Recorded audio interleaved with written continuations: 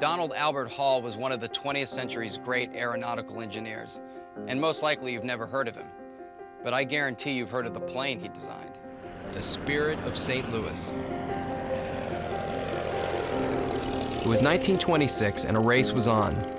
A huge cash award had been offered by a French-American industrialist for the first non-stop flight over the Atlantic. The competition was drawing the best-known pilots in both the US and Europe. Some had already tried and failed. Charles Lindbergh, an unknown 27-year-old airmail pilot from St. Louis, was convinced he was the man who could do it. Totally consumed by the challenge, he raised over $10,000 for the construction of a plane specially engineered for a transatlantic flight, but was having difficulty finding someone to build it. Eventually, he turned to a small company in San Diego, Ryan Aviation. He needed a company that might match his own level in the world of aviation and that they would really put out for him. And so he sent a telegram off to Ryan. He inquired if they were able to manufacture an airplane that could make such a trip from New York to Paris, and he asked them how much it would cost and how long it would take. Lindbergh had a clear idea of the plane he wanted to fly solo across the Atlantic, and he wanted it built fast. The race was on, and he had no time to lose. But Lindbergh was no engineer. Fortunately, Ryan Aircraft had just hired a young aeronautical wizard as their chief engineer. Upon first meeting, Lindbergh knew instinctively that Don Hall was the man who could translate his concepts into a plane that could fly. And I think a lot of what impressed him about Donald Hall was simplicity again. And there was a great sincerity about the man as well. And there were very few minutes of cordialities. They got right down to business. The greatest stunt of all begins on the misty morning of May 20th, as a young airmail pilot hastens to be the first to fly nonstop from New York to Paris. 3 months later, Charles Lindbergh stepped into history, and his plane followed him there, all the way to the Smithsonian. But history seemed to have forgotten about Don Hall. However, there was someone who wanted to know more about him. Someone who had never met him, but nevertheless felt a strong bond with him. That person was Don Hall's grandson, Nova. I never knew him. I mean, he passed away in '69. I was born in '76. There was no way I could know about him. Nova knew his grandfather had worked with Lindbergh, but not much more of the family history. Because his grandfather was from another world, one that Nova's own father, Don Jr., had left behind. As his name might suggest, Nova Hall was raised in the counterculture, helping out with the family's natural herb business while they constantly moved from place to place. So we were preparing for our 14th move, and at that point we were just going through the garage trying to see what we wanted to keep, what we didn't want to keep, because we were about to move into a much smaller place. I moved a few things, and then there it was. I just saw the initials. As soon as I saw it, I started thinking, I want to see what's in there. It was a locked chest, just like I had always wanted to find. This was a really well-made trunk, and from the weathered look on it outside, it had been around and gone through a lot of stuff. Trying to open it initially was just, it was real tough. I didn't know what to do. I think I tried a smaller crowbar initially, didn't work. And after a few tries, it popped open. And once I opened it, the first thing I remember was the smell of old papers. And I knew that smell at that point. The trunk was a treasure trove of enormous historical importance. Inside was a complete record of the design and construction of the world's most famous airplane. Don Hall had saved everything: drawings, photos, rare film clips, letters, and no one knew any of it existed until now. I think everybody always wants to find a treasure chest. It's probably ingrained in us in some way, and I'd found mine. The contents of the trunk not only told Nova more about his grandfather, it held a definitive record of one of history's forgotten byways. This was absolutely a treasure. for a lot of reasons. This material is incredibly important to aviation history. We uncovered a lot of information about the process of designing the Spirit of St. Louis that we didn't know, or maybe we didn't know as completely as we now know.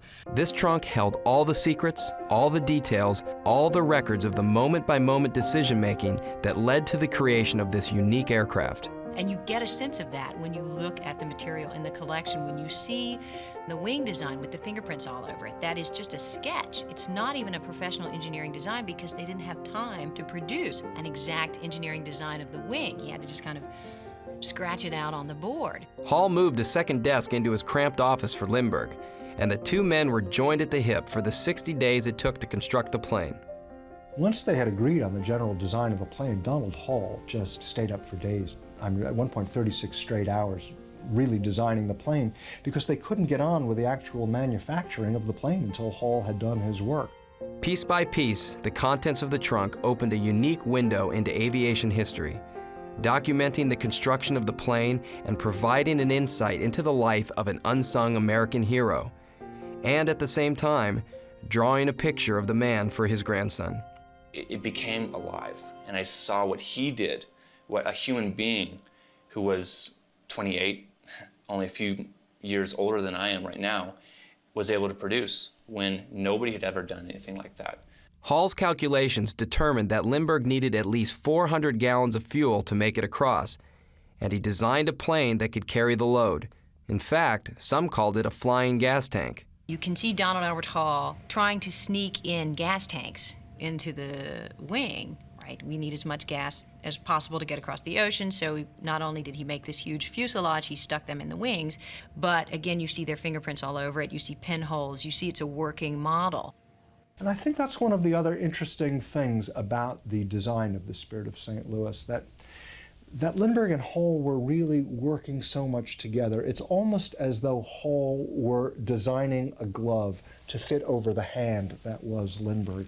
This was a plane literally designed for this pilot and all his experience. The hundreds of photos found in the trunk cleared up some long unanswered questions about the plane's origins. One example involved a problem no one had anticipated. The New York to Paris project had to have a much greater wingspan to support this excessively large gas tank and to help get it off the ground.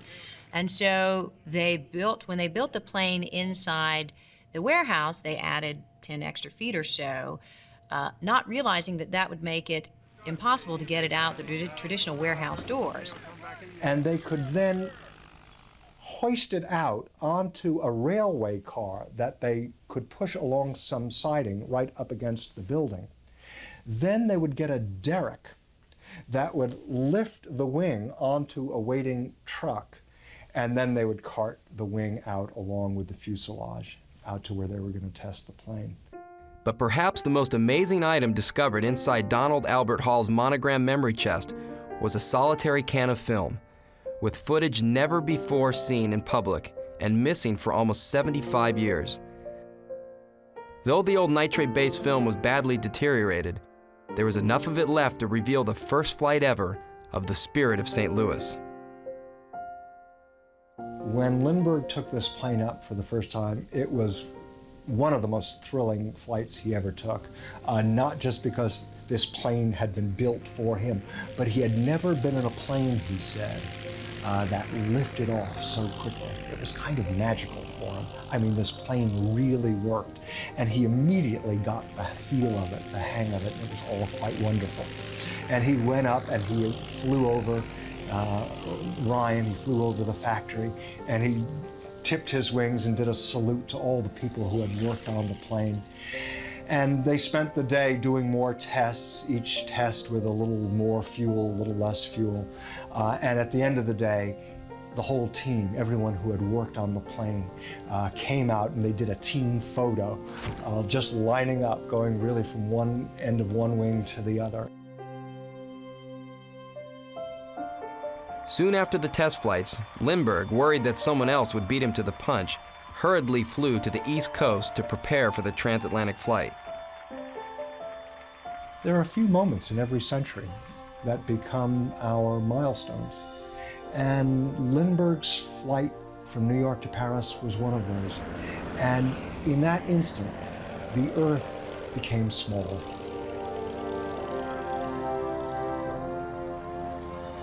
And for Charles Lindbergh, of course, everything changed. This rather obscure, shy Midwesterner suddenly became not just the most famous man on Earth, but the most celebrated living person who ever lived.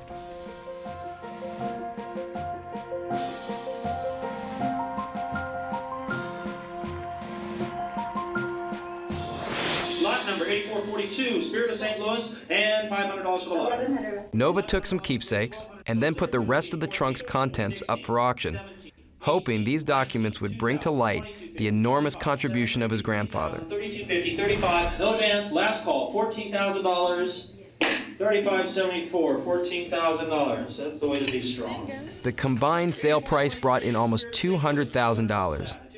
But money is the least of the treasures Nova takes away. I had this feeling that I finally had met my grandfather. He was alive, and I started seeing him instead of just the spirit. At that point, everything came together. The whole story started to make sense. And now I truly believe that I know my grandfather, even though I've never met him.